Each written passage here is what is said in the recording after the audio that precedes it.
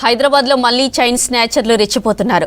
కొంతకాలంగా చైన్ దొంగతనాలు ఊసేలేని నగరంలో ఒకే రోజు గంటలో 3 ప్రాంతాల్లో చైన్ స్నాచింగ్కు పాల్పడ్డారు దొంగలు. చైతన్యపురి, నాగోల్, హయత్ నగర్ పోలీస్ స్టేషన్ల పరిధిలో ఈ ఘటనలు జరిగాయి. జనసంచారం తక్కువగా ఉన్న ప్రాంతాల్లో మహిళలు జాగ్రత్తలు పాటించాలని సూచిస్తున్నారు పోలీసులు.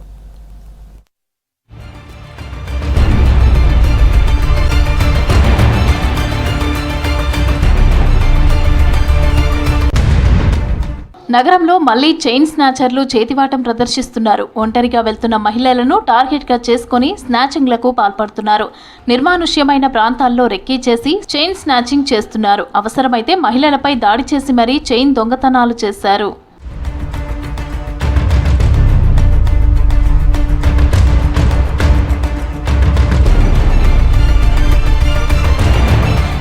చైతన్యపురి ఆర్కేపురం కాలనీలో కిరాణా షాప్కి వెళ్తున్న ఆదిలక్ష్మి అనే మహిళ మెడలో పుస్తెల్ తాడు అపహరించారు దొంగలు. పోలీసులకు ఫిర్యాదు చేయడంతో సీసీటీవీ ఫుటేజ్ ఆధారంగా దర్యాప్తు చేస్తున్నారు పోలీసులు. నాగోల్ పిఎస్ పరిధిలో మన్నెమ్మ అనే మహిళ కొడుకు ఇంటికి వెళ్తున్న సమయంలో వెనక నుంచి వచ్చి ఆమె మెడలోని 2.5 తులాల పుస్తెల్ తాడు ఎత్తుకెళ్లారు స్నాచర్స్.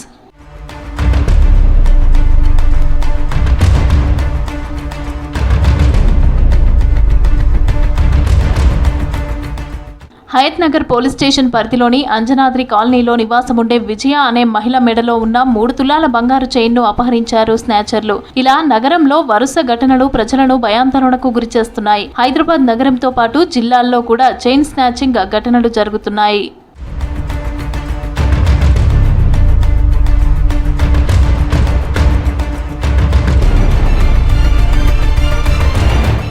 ఒంటరిగా వెళ్లే మహిళలు అప్రమత్తంగా ఉండాలని సూచిస్తున్నారు పోలీసులు. కొత్తగా వచ్చే వారిపై అనుమానం వస్తే వెంటనే తమకు సమాచారం అందించాలన్నారు పోలీసులు.